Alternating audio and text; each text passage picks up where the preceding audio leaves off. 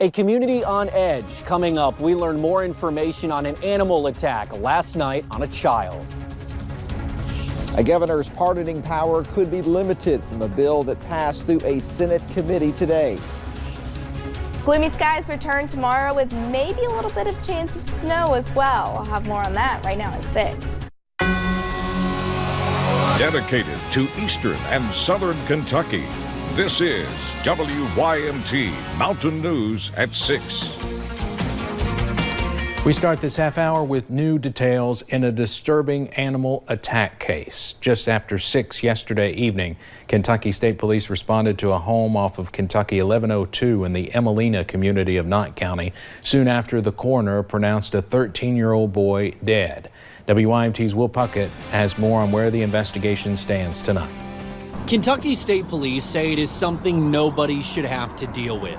With the result of what happened to this child yesterday, you know, that's as bad as it can get. In these hills, a 13-year-old boy was pronounced dead with gruesome injuries. Their initial determination was the death was caused by injuries that were consistent with an animal attack.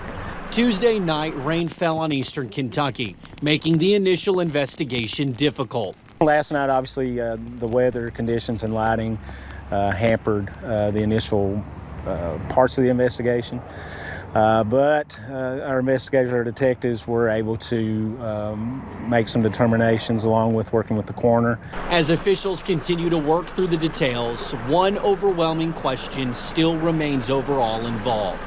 However, at this point, there's no way that they can determine exactly what type of animal it was. So still, there are questions as to what type of animal it may have been. But state police hope Wednesday's autopsy sheds more light as to what happened on that mountainside. In Knott County, Will Puckett, WYMT Mountain News. Now, state police are not releasing the child's name because they have not ruled out the possibility of a criminal act. However, right now they do not believe it was anything but a terrible accident. Now to an update on a triple murder case in Whitley County. That's where prosecutors say a woman accused of killing her family took an Alford plea today. Prosecutors recommended a life sentence without parole for this woman, Courtney Taylor. She was accused in the 2017 deaths of her husband and 2 daughters. An Alford plea means she maintains her innocence but admits there is enough evidence for conviction. Sentencing is set for April 8th. A federal judge sentenced 2 men in a 2017 Laurel County kidnapping case. These 2 men, 28-year-old Nigel Medlin and 40-year-old Gene Jones, along with a third man, admitted to kidnapping someone from the London Walmart. The victim was taken to Jones's home where they were assaulted. Medlin was sentenced to 220 months in prison, while Jones got 235 months.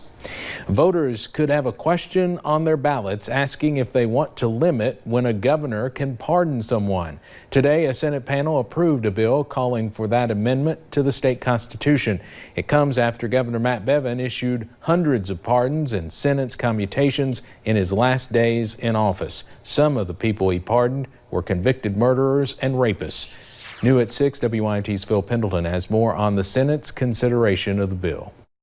Predator destroying lives out there. Chloe Randall came to Frankfort in hopes of changing Kentucky law. This is something that means a lot to me, as I was raped at the age of 12. Her predator remains in prison, but she wanted her very private story to be made public because of the numerous others set free by recent pardons. I was finally able to be a kid again, knowing that he was locked away.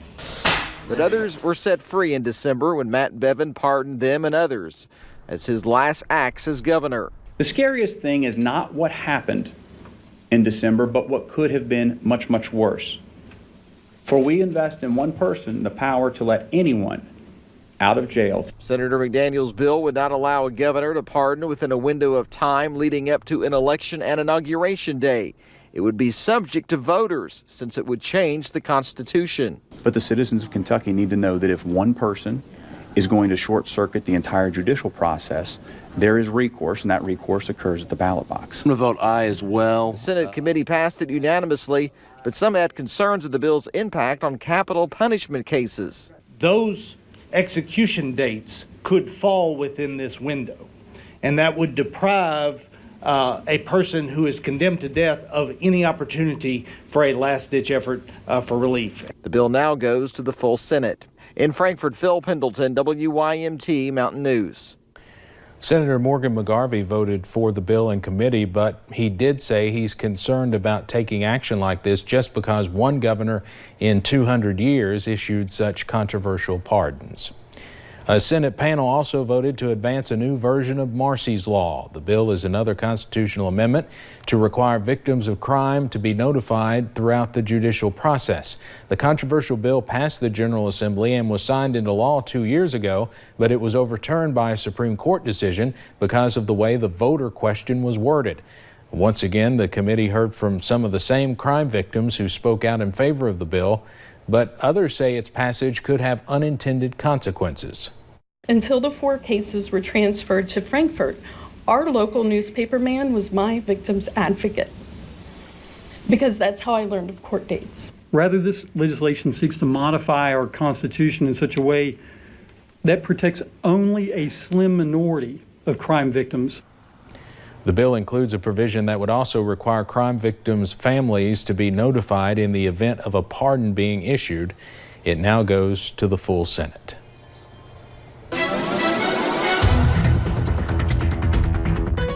It was a beautiful day in the mountains, and now we're seeing a beautiful evening, and don't get used to it. We'll see clouds move back in as we head into tomorrow, but go ahead and check out this beautiful sunset on top of Stonecrest right now. A few clouds, just some high clouds, but we'll continue to see those increases as we head into tonight. Looking over into Whitesburg, that sun setting behind the mountain over there, 44 degrees, so we're starting to get a little bit cooler out there, but temperatures were definitely on the mild side throughout the day today. And yes, we saw that cloud cover move out, but it's going to move back in pretty quickly as we head into tomorrow.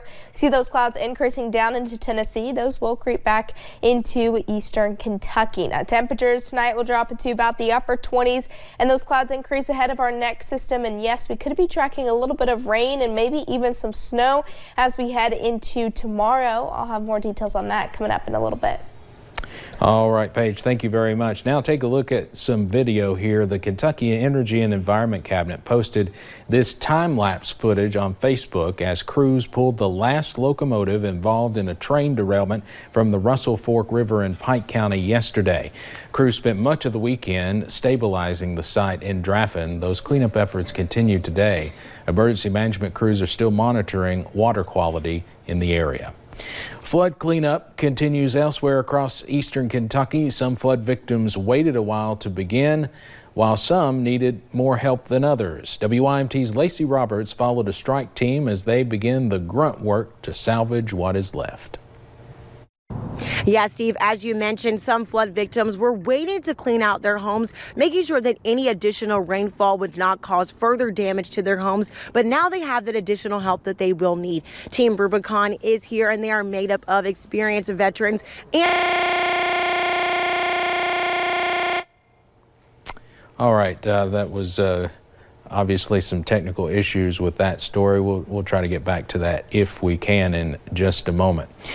Moving now to other news. Today is the 3rd annual It's All for Children telethon, sponsored by WYMT and Gearhart Communications at the Mountain Arts Center in Prestonsburg. All the proceeds will go to Judy's Place for Kids, a nonprofit organization providing resources for kids who have been abused. WYMT's Emily Bennett is live at the telethon now with more. Emily? Steve, Judy's Place for Kids have been helping children who have been abused for nearly 20 years. Now they help kids, more than 400 kids a year from Pike, Floyd, Martin, Johnson, and Magoffin counties. Now they run completely off of donations. Tonight they are hoping to raise $25,000 for their telethon. Many community partners will speak, as well as a variety of entertainment, from Coal Town Dixie to Nick Jamerson and local youth performers. Now, Executive Director Laura Kretzer says hearing back from the children they have helped is what keeps her going. It's really hard work to work in the field of child abuse and hear such heartbreaking stories on a day-to-day basis. So when someone reaches back out to us and lets us know that we've made a difference, it makes every day that we've worked worth it.